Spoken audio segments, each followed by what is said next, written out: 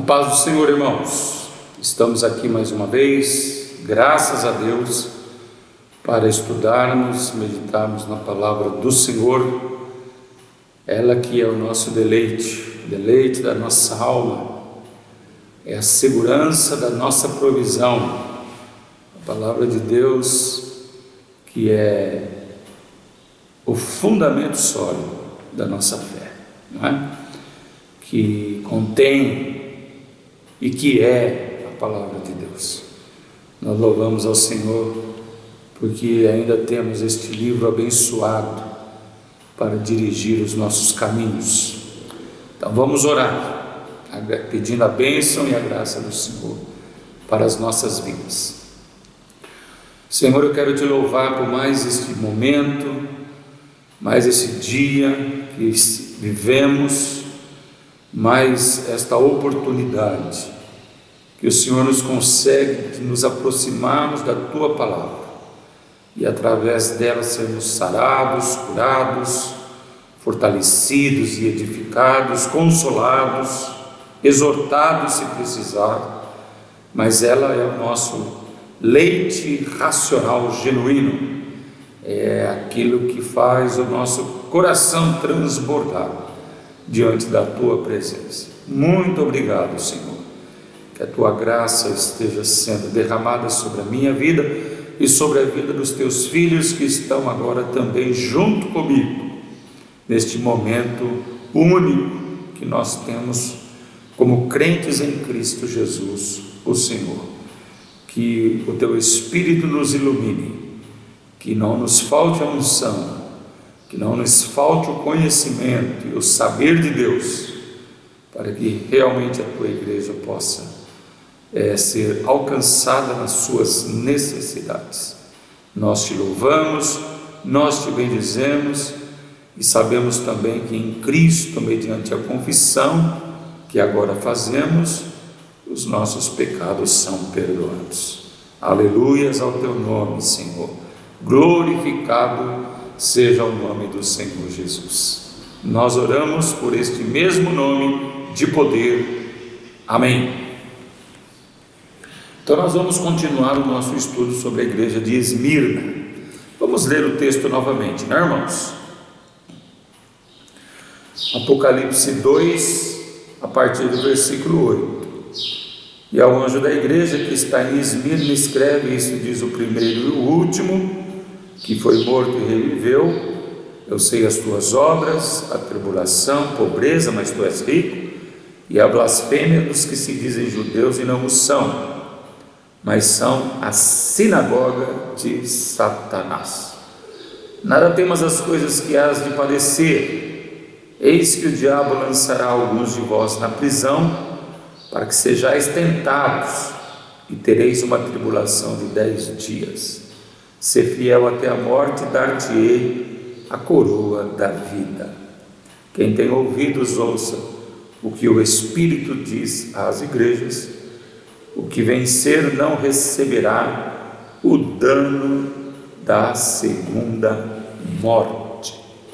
Então nós falamos no estudo anterior sobre a igreja de Esmirna representar, na verdade, todas as aflições da igreja durante todos os tempos. É a história da igreja perseguida, de uma igreja que não tem descanso, de uma igreja que está sempre entre a vida e a morte, com perseguições terríveis, né? Com momentos muito duros a serem enfrentados, mas que diante desta igreja, né, está aquele que vive para sempre, aquele que morreu, mas reviveu, ressuscitou. E eu achei muito interessante essa apresentação, é notável essa apresentação de Jesus para esta igreja sofredora, para essa igreja perseguida, porque a igreja precisa confiar que aquele que está diante dela, toda situação que ela viver, mas principalmente quando ela está vivendo momentos de pressão, de perseguição, que o dono da igreja, o mentor da igreja, o fundamento da igreja, é aquele que é eterno, é atemporal, está fora do tempo e tem o domínio nas suas mãos. E é importante que a igreja saiba que ele veio justamente para solidificar, consolidar a vitória da igreja, morrendo na cruz, né? Mas ao terceiro dia ele ressuscitou. Então é uma mensagem de alento essa a apresentação de Jesus. Olha, eu vivi coisas piores que vocês, mas eu venci, eu morri, mas eu ressuscitei, estou vivo, e eu é que comando a igreja. Então isso deve servir também de alerta para as suas pressões, para as suas perseguições, para os momentos difíceis que você enfrenta, que nós enfrentamos, que aquele que é nosso Deus é eterno, e aquele que nosso Deus morreu como homem, mas ressuscitou ao terceiro dia e vive para sempre. Ele é invencível. Glória a Deus por isso, não é? Então nós vimos já no estudo anterior 3 elementos de perseguição à igreja em Esmirna. O primeiro foi o governamental, de como que o governo, né? Nós citamos Nero e nós citamos Domiciano, de como que eles perseguiram a igreja do Senhor. Depois nós vimos também que economicamente ela era desprovida. Nós vimos que os crentes em Esmirna, eles ficaram pobres, eles passaram necessidades reais mesmo de sobrevivência, e eles viviam até em muitas ocasiões da caridade humana. E nós vimos também a perseguição religiosa que eles sofreram, né? O grupo judaizante, né? Como que eles investiram contra a igreja em Esmirna. Eles chegaram a acusar os irmãos, né, de comerem carne humana por causa da ceia do Senhor, que as suas reuniões eram reuniões de orgias, né, de flertes com o pecado, com a sexualidade, com o sexo. Eles foram acusados por esse grupo de serem ateístas, porque não prestavam devoção a César, né, e sim a Deus. César não era o Deus, então eles eram ateístas. E nós vimos também que eles falaram que a igreja era causa de separação das famílias, né? Que as famílias estavam se separando, havia conflitos dentro das famílias, e os cristãos de Esmirna, eles eram acusados dessas atrocidades. Então nós estamos percebendo, né, que realmente é uma igreja sofredora. Então vou partir do ponto hoje e fazer um reforço aqui com vocês sobre a questão de que Jesus fala da sinagoga de Satanás. Nós vamos partir desse ponto hoje, porque está escrito aí no versículo número 9, na parte B. Ele sabe de todas as coisas e sabe a blasfêmias dos que se dizem judeus e não o são, mas são a sinagoga de Satanás. O que vem a ser então esta sinagoga de Satanás? Primeiro nós devemos observar que o anjo da igreja pôs à prova, né, e ele viu a blasfêmia, né, daqueles que se diziam judeus, mas não eram, tá? Porque o judeu é como qualquer povo, ele precisa conhecer Deus. Ele não basta ele ser o povo de Deus, ele precisa conhecer Deus, né? E eles fecharam literalmente todas as portas para Deus na questão do Filho de Jesus Cristo, o Senhor. Então, mesmo pertencendo à linhagem de Israel, mas não conhecendo a Deus, eles não podem ser considerados judeus. Judeus mesmo, daquele que é povo, daquele que foi escolhido, daquele que percebe as coisas, que tem a consciência de Deus. Então, o que aconteceu? Esses judeus que não são judeus, eles formaram uma sinagoga. Sinagoga era o lugar da adoração, né? Era o lugar onde eles se reuniam para ter comunhão com esse Deus que é vivo. E a sinagoga, ela foi povoada por esses judeus, que na verdade não eram judeus, mas eles tinham um compromisso real, sabe com quem? Com Satanás. Então nós vamos ver uma sinagoga de Satanás, onde Satanás rege os corações. Os judeus que não são judeus, mas não o são na verdade, não são regidos por Deus, são regidos por Satanás.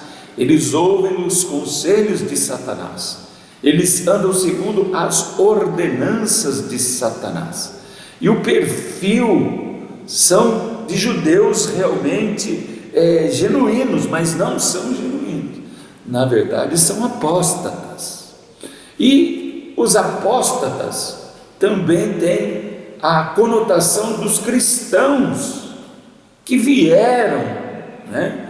Que pessoas que vieram para o cristianismo, mas na verdade nunca se converteram, eles estão associados a esta sinagoga. Então nós podemos chamar a sinagoga de Satanás aquela sinagoga de cristãos apóstatas, cristãos que desprezam a Cristo, cristãos que desprezam o derramar do sangue de Jesus Cristo, que desprezam o ensinamento de Cristo, embora os conheça, que dão de ombros para tudo aquilo que Jesus falou. E o que acontece? A sinagoga de Satanás, ela cresceu através dos tempos, e ela se opõe através dos tempos ao Evangelho de Cristo, aos cristãos, à performance de Deus sobre a terra. Por quê? Porque conhecem, mas nunca se convertem, conhecem, mas nunca se entregam, e passam a ser inimigos ferrenhos.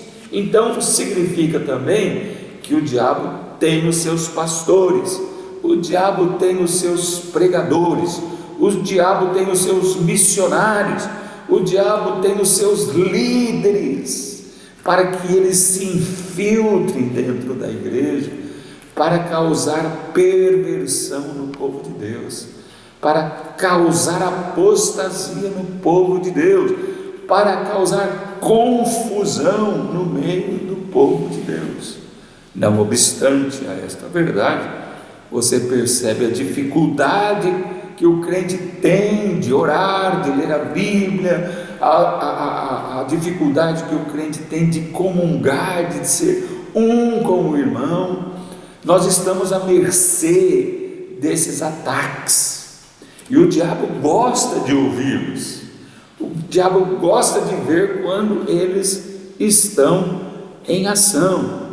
Então, fora toda essa perseguição governamental, fora esse desprovimento econômico, fora essa perseguição, né, que nós estamos falando aí, a perseguição religiosa, dentro dessa perseguição religiosa tem os infiltrados do diabo, tem os infiltrados de Satanás. Veja o que interessante, o que diz aqui o autor desse livro que eu falei para vocês, do Alerta Final, Steven Lawson. Vamos ver aqui o que ele diz sobre isso, não é? Ele diz que o diabo também vai à igreja. Olha só, tem alguns pregadores e ele quer ouvi-los falar, tem alguns corais, tem alguns conjuntos, tem discípulos para compartilhar os seus planos. E olha o mais interessante que ele diz nesse livro aqui: há igrejas que não passam de redutos de Satanás, não pregam o verdadeiro evangelho, nem a escritura, menosprezam a ressurreição de Cristo, promovem a licenciosidade, abandonando a palavra e ordenando qualquer tipo de pessoa ao ministério cristão, sem que haja conversão, mas apoiado na perversão. Você pode correr aí mundo afora, que você vai poder perceber como é que está o estado das igrejas, como que a igreja aceitou deliberadamente o pecado, como que a igreja aceitou deliberadamente não tem nada a ver, O não tem nada a ver é a doutrina dos cristãos apóstatas. Nada que o mundo ofereça, nada que o mundo mostre será tão nocivo assim. Poxa, afinal de contas nós temos o Espírito Santo em nós, mas é o Espírito Santo que nos faz ver os perigos que estão diante de nós, as perseguições do próprio século XXI que a igreja já está sofrendo nesse lado ocidental, as pressões que estão sobre nós, a ponto de vivemos sobre leis já, nós não podemos falar de determinados grupos da sociedade e já tem leis que os protegem, e que nós sofreremos processos se falarmos desses grupos ou de qualquer outra conotação dentro da sociedade. Isso não é uma pressão, já não são indícios de perseguição. A palavra de Deus que combate o pecado em todas as suas formas.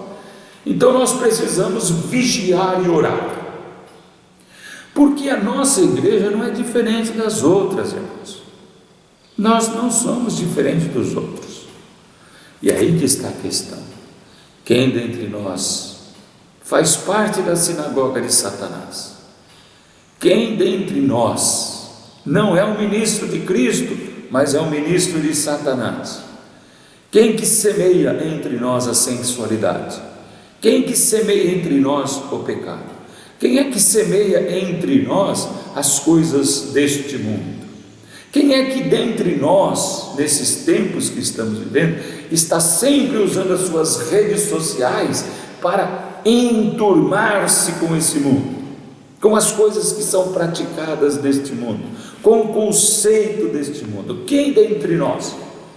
Nós não podemos viver olhando para as nuvens, distraídos, achando que nós estamos acima do bem e do mal. Não, pelo contrário, talvez sejamos um reduto mesmo de Satanás, e nós temos que combater isso. Se ele se infiltra dentro da igreja, ele estará infiltrado dentro da nossa comunidade também, e nós teremos que ter o Espírito Santo para nós não sermos enganados, porque os infiltrados, preste atenção nisso, eles se infiltram como anjos de luz.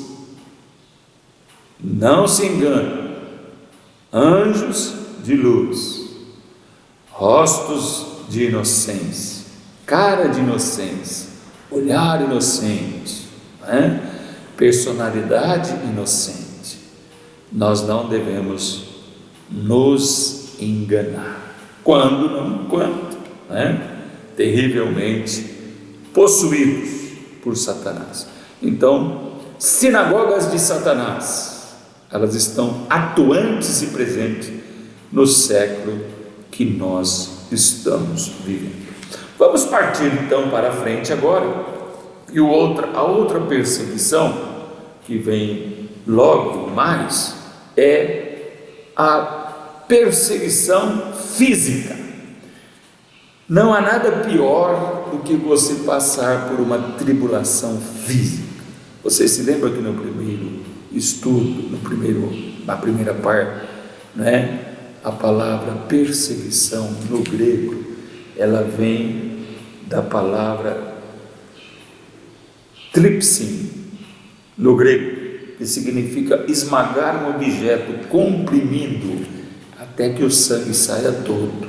Era esse tipo de dor e de sofrimento que a igreja passava. Então vamos ver, porque Jesus diz para eles aí, olha, o diabo lançará algum de vós na prisão, para que sejais tentados, e tereis uma tribulação de 10 dias. Irmãos, é um tipo de tribulação que você ora só para Deus te dar força para passar. Não tem como você orar, ó, me livra dessas tribulações, porque o Senhor está falando, ó, o diabo lançará alguns de vós na prisão, e tereis tribulação de 10 dias. Se havia algo que as pessoas tinham medo, e era horripilante, era o cárcere romano, o mesmo que Paulo enfrentou na sua vida. Não é? Você lembra lá, quando ele estava em Filipos, estava acorrentado aos pés, né? E eles cantavam e louvavam a Deus à meia-noite, e houve um terremoto.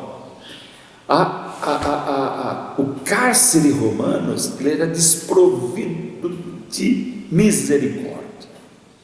O governo de Roma, ele não tinha como que prioridade custear bandidos.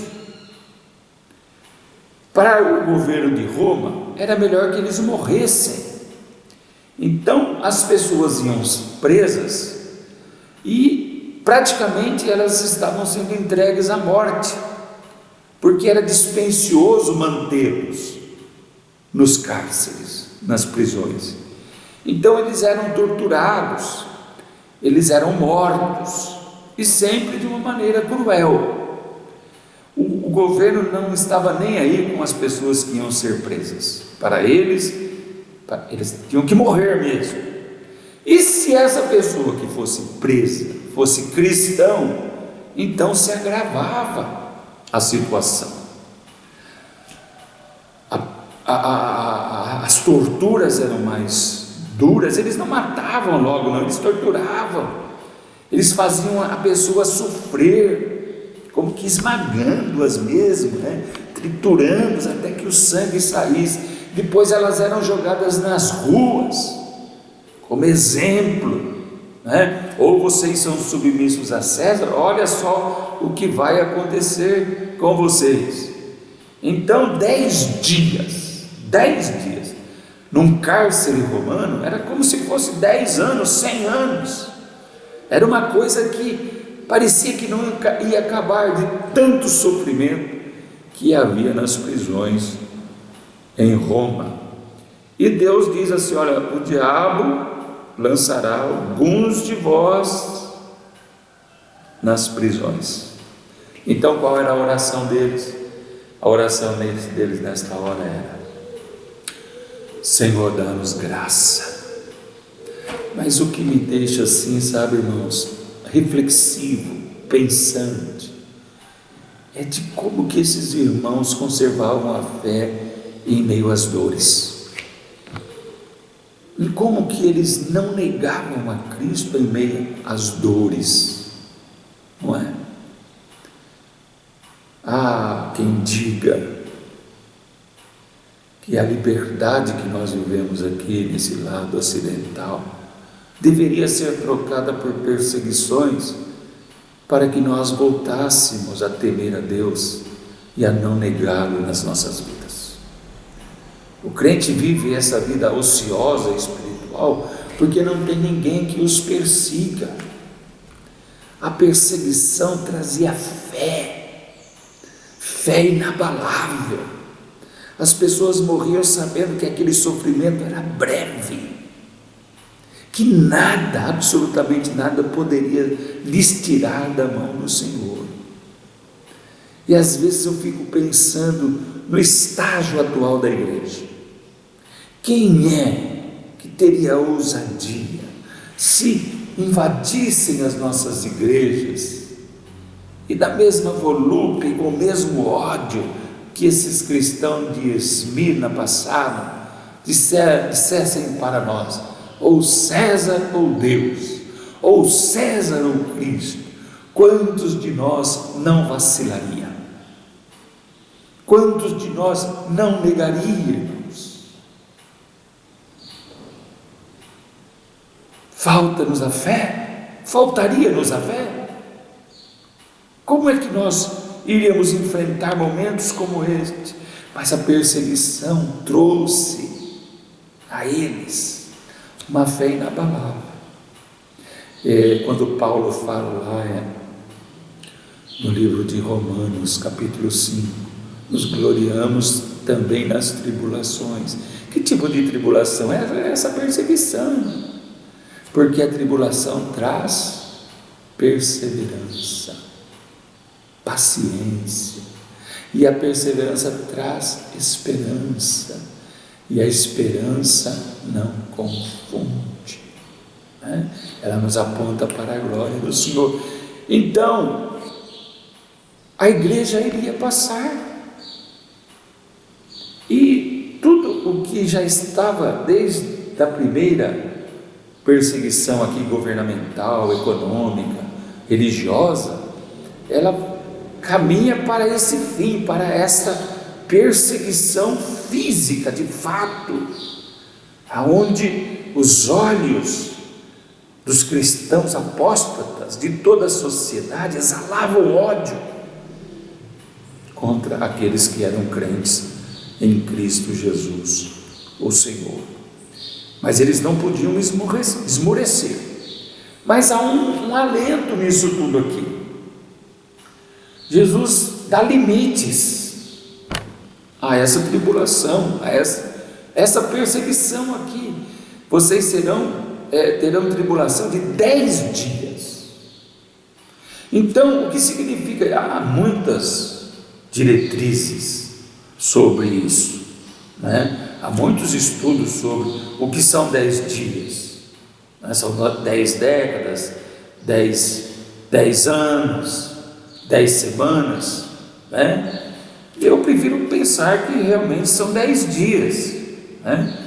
É a perseguição através das eras, mas existe um limite. Deus traça um limite para a perseguição do crente, porque se não houvesse limite, nós não suportaríamos a perseguição. E sobre nós existe uma promessa. Qual é a promessa? Vós não sereis tentados além daquilo que podeis suportar. Isto é uma promessa de Deus. E embora o diabo fosse lançar alguns deles na prisão, e embora os cárceres romanos fossem terrivelmente cheios de ódios e cruéis, Deus não iria permitir que eles fossem tentados acima das suas forças, e designou um tempo de tribulação. Então eles estavam elucidados, eles tinham o conhecimento da tribulação, mas eles tinham também quanto tempo essa tribulação iria durar. Você pode passar qualquer tribulação na sua vida, né?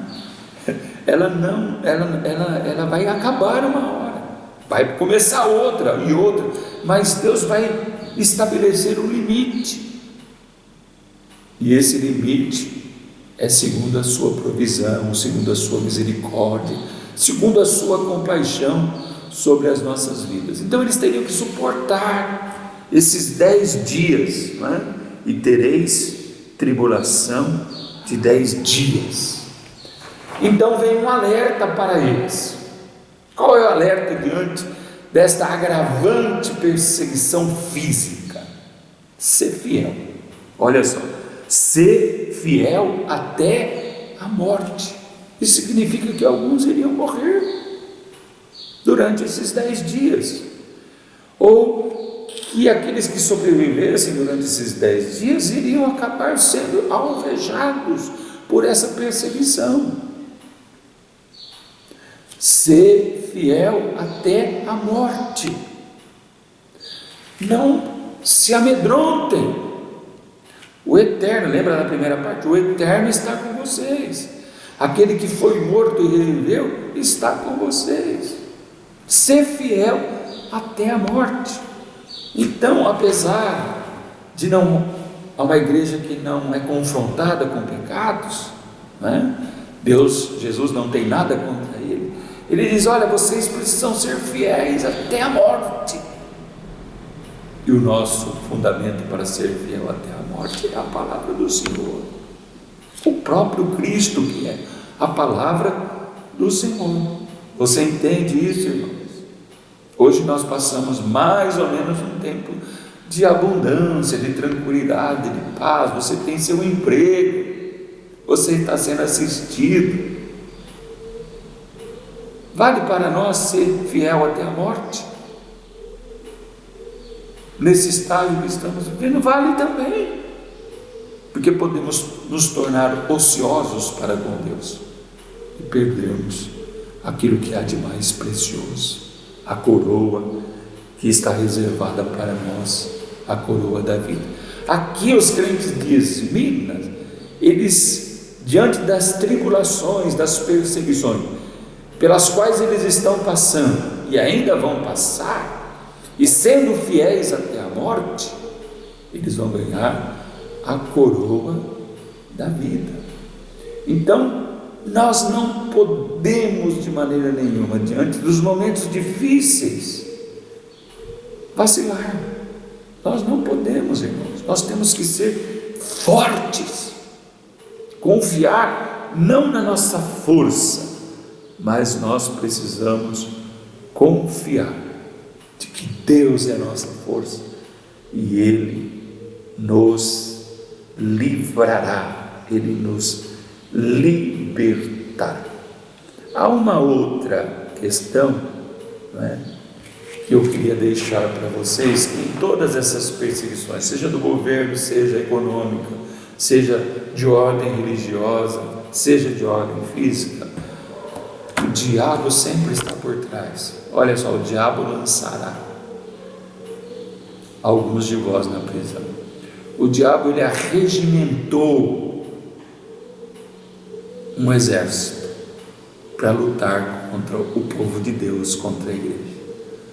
Em toda e qualquer situação, o diabo sempre vai estar por trás, administrando, gestando, fazendo gestão de todas essas coisas para nos engolir vivos. Então merece aqui, nesse momento, uma outra leitura, uma leitura de Efésios.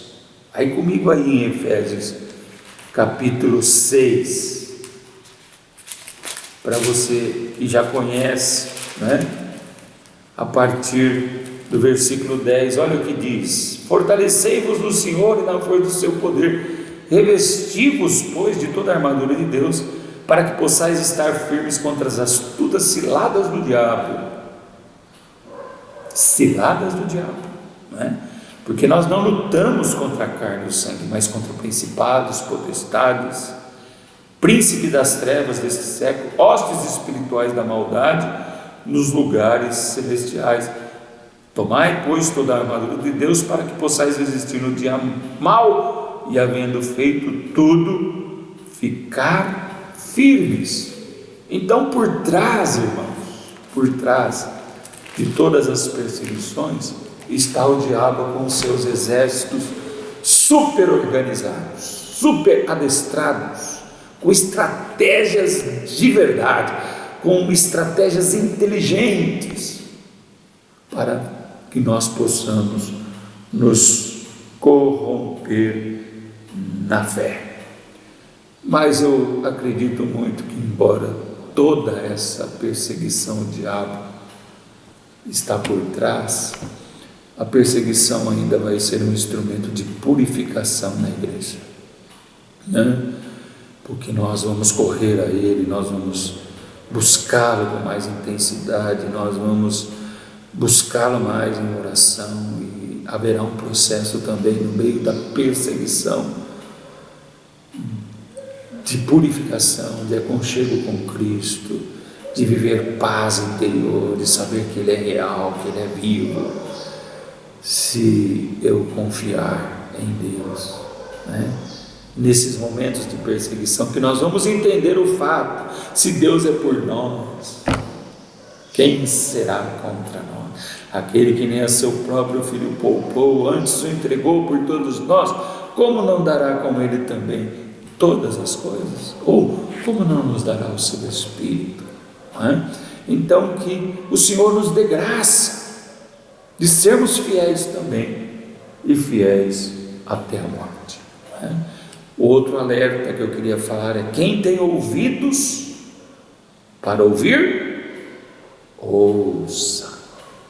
Quem tem ouvidos para ouvir, ouça. Está aí logo no versículo número 11. Isso implica em obediência. Quem tem ouvidos, ouça o que o Espírito diz à igreja.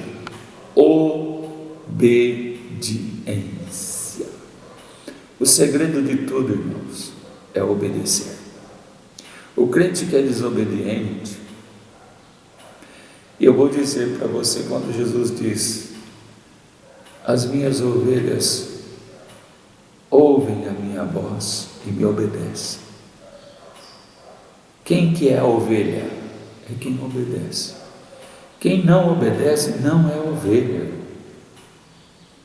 Não é ovelha. E somente a ovelha é capacitada.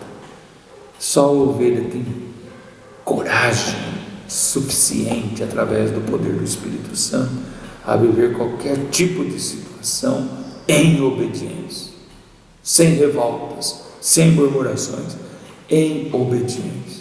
Olha, você tem ouvidos para ouvir? Ouça o que o Espírito está dizendo para você. Seja fiel. Creia no Senhor Jesus nos momentos de luta, de prova. Creia que Ele jamais erra, que Ele jamais se engana. Creia que Ele é soberano e todas as coisas estão sob o controle das suas mãos. Eu queria ler nesse livro também, deixa eu ver se eu acho aqui para vocês,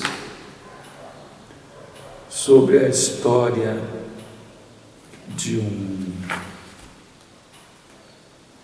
um rei, Henrique III. Henrique III, olha só o que a história conta. Conta-se que Henrique III, que reinou no século XI, cresceu enfadado da vida da corte e das pressões oriundas da realeza. Por isso pediu a um monastério que o acolhesse a uma vida de reflexão.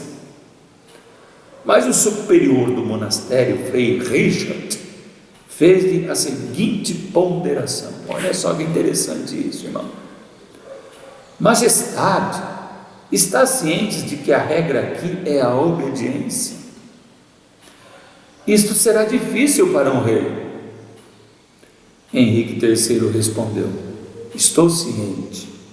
Pelo resto de minha vida ser-te-ei obediente, já que Cristo é o teu Senhor. Então direi o que deves fazer. Volveu-lhe o Frei Richard. Quer dizer, eu vou dizer então que você vai ser obediente a mim, então vou dizer o que você tem que fazer. Volta para o seu trono e serve fielmente no lugar onde Deus te colocou. Quando Henrique III morreu, alguém disse: o rei aprendeu a reinar sendo obediente. Que bonito, né, irmão? Ser obediente, irmão. Ser obediente a Deus. Ser obediente à voz do Espírito. Ser obediente ao seu pastor, que é um instrumento de Deus para dirigir você, para caminhar junto com você. Você pode se considerar um crente fiel e um crente obediente? Precisamos ser obedientes ao que o Espírito manda que façamos. Seja o que você for, professor, engenheiro, advogado, atleta, qualquer profissão. Seja obediente onde Deus colocou você e traga essa obediência para dentro da igreja. Seja obediente, irmão.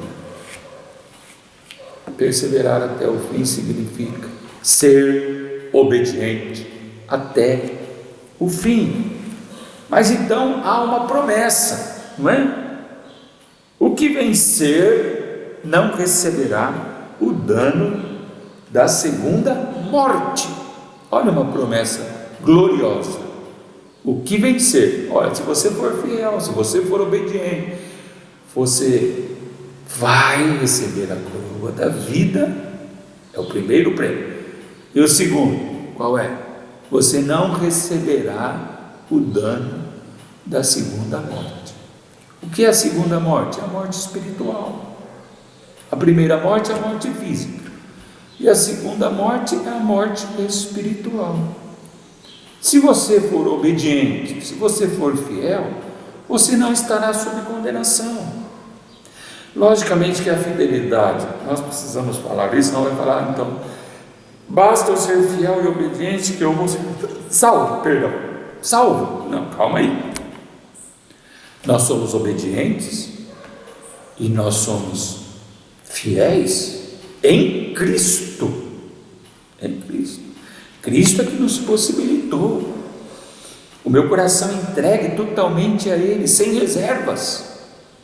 É isso que fundamenta a salvação, a ressurreição e o galardão. É o coração entregue ao domínio de Cristo, ao senhorio de Cristo, que me faz fiel e que me faz obediente.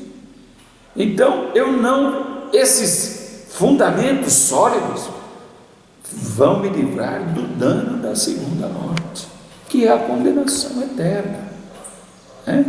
Quando o Senhor separar os bodes das ovelhas, eu estarei junto com as ovelhas, eu não estarei no meio dos bodes.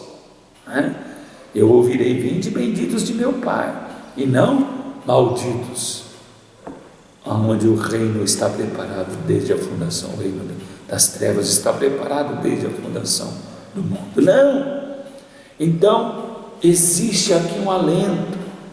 Olha que alerta: seja fiel. O primeiro tem cunho positivo, glória a Deus, vai receber a coroa da vida. O segundo, negativo. Olha, existe uma condenação, existe o dano da segunda morte. Então veja bem, deixa eu ver aqui: aos fiéis, coroa da vida. Isso implica em fidelidade, seja o que for que vivamos. Aos obedientes, não sofrerão o dano da segunda morte. Aleluia! Irmãos do céu, irmãos de Jesus, meus irmãos, as coisas estão se afunilando, as coisas estão ficando cada dia mais difíceis, a sinagoga de Satanás está prosperando dentro das igrejas, e nós, e você, o que você vai decidir? O que você vai decidir para a sua vida, para o seu ministério? Pense bem, irmãos. Quanto mais unidos estivermos, mais fortalecidos estaremos. Pense nisso, viu, irmão? Pense nisso. Eu disse na primeira parte do estudo que queria terminar falando de Policarpo. Policarpo foi um bispo na igreja em Esmirna, e há alguns indícios também de que ele tenha até conhecido o apóstolo Paulo. Não se pode provar categoricamente, mas há indícios. E Policarpo foi um homem notável. A sua conversão foi uma conversão assim tremenda. E eu vou terminar esse estudo hoje lendo para vocês, para que nada fuja, não é? Que você retenha realmente aí a história pelo menos final, de Policarpo, não é? Que viveu na igreja de Esmirna. Vamos lá. Olha só o que ele diz nesse livro aqui sobre Policarpo. A mensagem a Esmirna é um alerta para que sejamos completamente dedicados a Jesus Cristo, mesmo enfrentando a perseguição e a luta. Enquanto o mundo torna-se escuro, a igreja há de brilhar. Agora é o tempo de se levantar por Jesus Cristo, custe o que custar. Agora vem o que eu queria falar para vocês. Destaquemos um homem para enfatizarmos esta verdade. No segundo século achava-se no pastorado de Esmirna um homem chamado Policarpo, que, conforme a história, chegara a conhecer pessoalmente o apóstolo João, de quem ouviu essas palavras: ser fiel até a morte. Eu falei Paulo, né? Eu falei, João, desculpa, meu irmão, não é o apóstolo Paulo. Está vendo? Foi bom que eu lesse aqui, você ia ficar com uma informação errada. Então apaga aquele negócio que ele chegou a conhecer Paulo, mas sim o apóstolo João. Em 155 depois de Cristo, Policarpo foi chamado à presença do procônsul em Esmirna. Este ordenou-lhe então que renunciasse a Cristo e declarasse fidelidade a César. Policarpo respondeu: tenho servido ao Senhor Jesus por 86 anos. Ele tem sido fiel a mim. Como posso ser infiel a ele e blasfemar contra o nome de meu Salvador? O procônsul insistiu: jura pelo nome de César, ou te dilacerarei e alimentarei os animais. O pastor, entretanto, encontrava-se sereno. Então, entrega-me aos animais. Tu não podes mudar meu coração. Declaro que sou cristão até a morte. Enfurecido, o procônsul condenou o bispo Policarpo sob a alegação de haver este cometido grande traição contra Roma. Na arena de Esmirna, a multidão achava-se sedenta de sangue.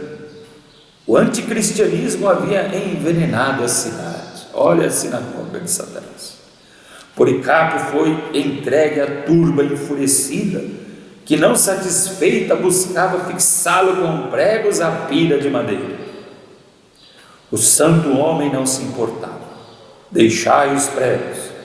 Aquele que me dá forças para suportar as chamas, dar-me-á forças para não recuar do poste. Que coisa linda! Vós me tratais com o fogo que queima por pouco tempo e é rapidamente extinto. Mas não conheceis o fogo que aguarda os fracos no julgamento vindouro e a punição eterna.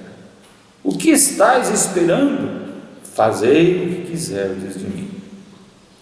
Quando a madeira foi colocada ao redor de seus pés, Policarpo olhou para os céus e disse: Senhor, Deus Todo-Poderoso, Pai do amado Filho Jesus Cristo, agradeço-te por esse dia e por esta hora que me dás, pois assim poderei estar entre os mártires que compartilharam do cálice de Cristo.